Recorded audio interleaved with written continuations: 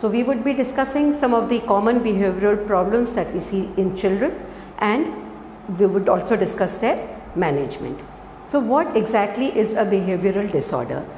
So when children, they cannot adjust to a complex environment around them and they become unable to behave in a socially acceptable way, resulting in exhibition of peculiar behaviors, then we call this as a behavioral problem. The causes are many.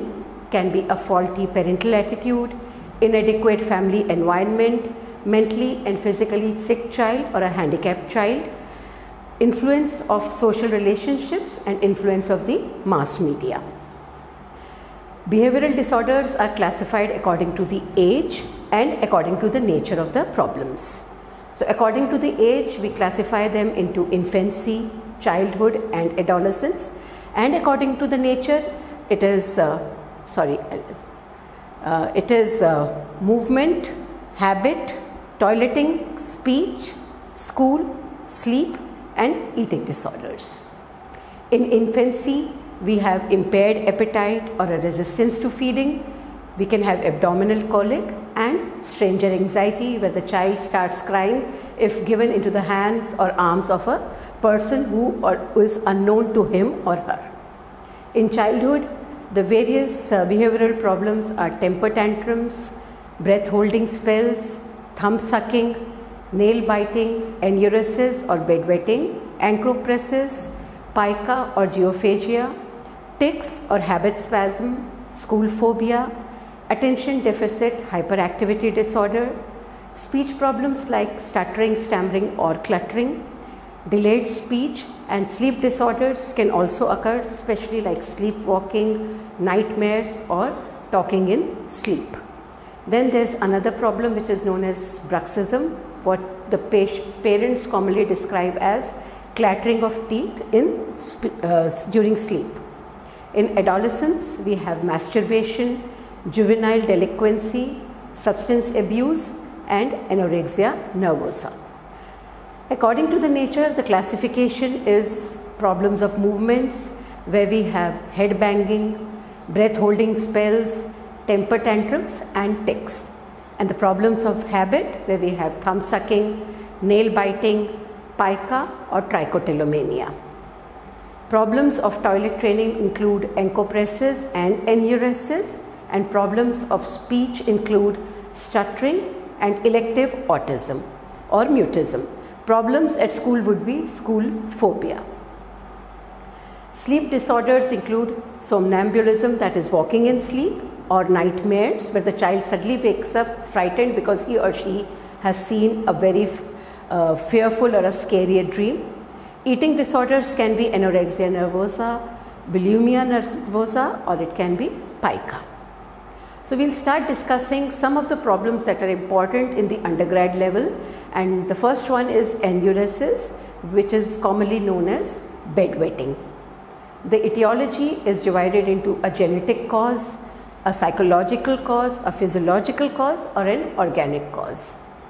The clinical features would be incontinence, there is dysuria, there is hematuria, there is a straining on micturition, there can be dribbling, there can be stress incontinence, which is aggravated or relieved by coughing or crying or running.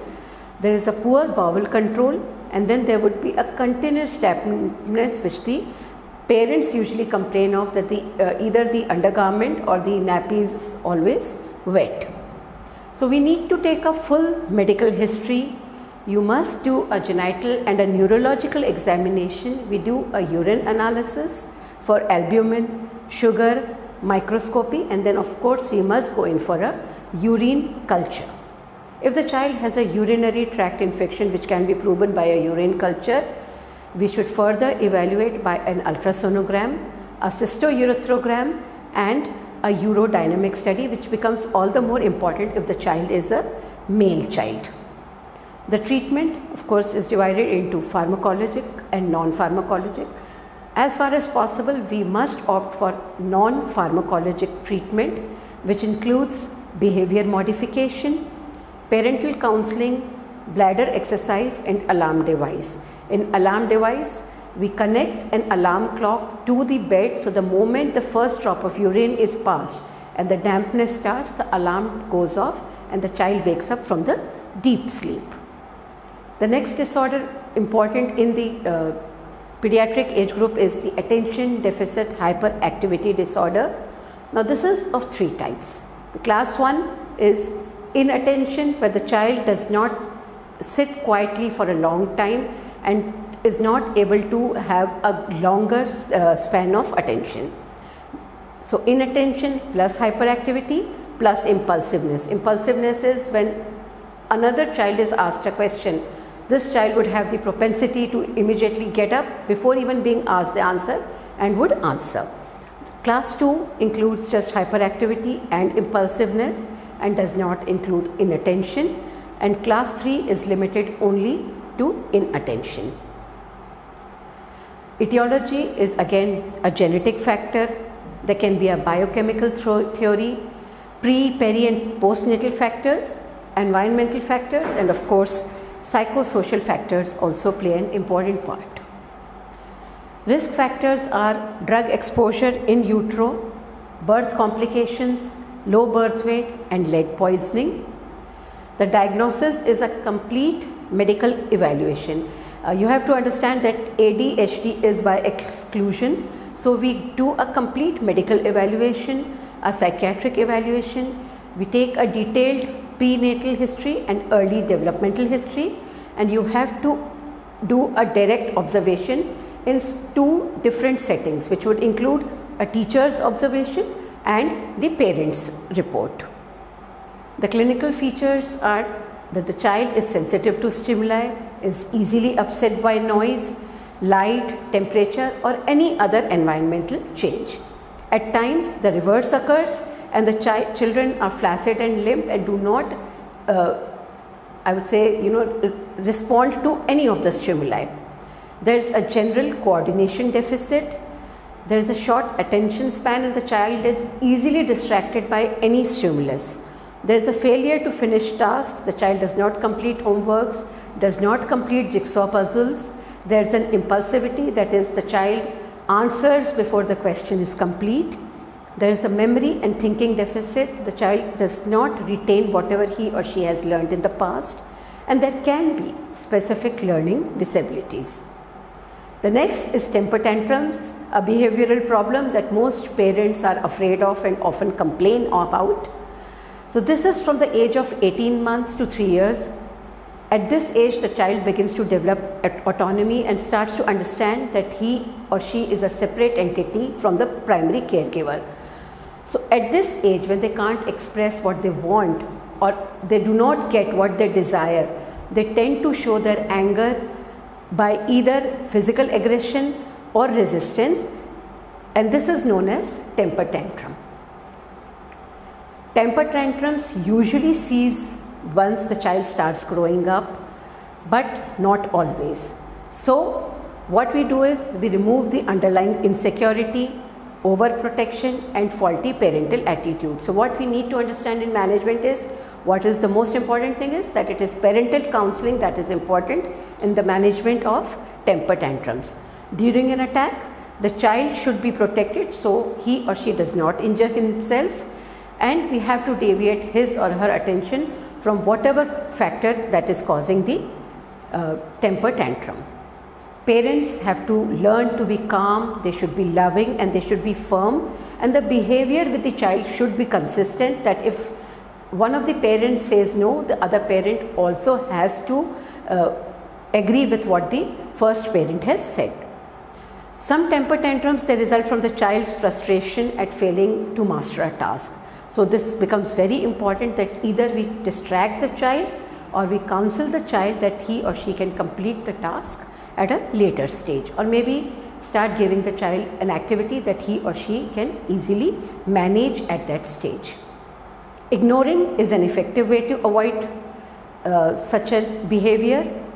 Time out procedure is the best management technique, where the parent tells the child to sit in a corner and no one talks to him or her till the child quietens down and learns that he or she has done a behavior that is not appropriate for age.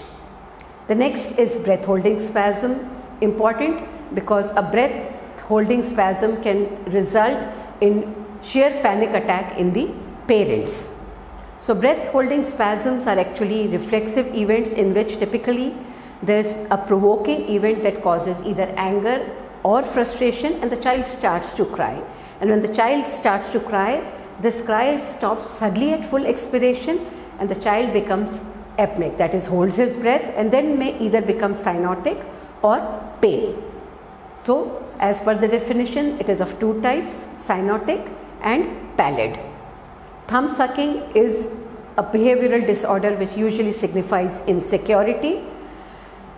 Management is by parental counseling, behavioral therapy, and sometimes we use T-guards, that is a plastic covering which covers the thumb so that the child is unable to put his or her thumb into the mouth.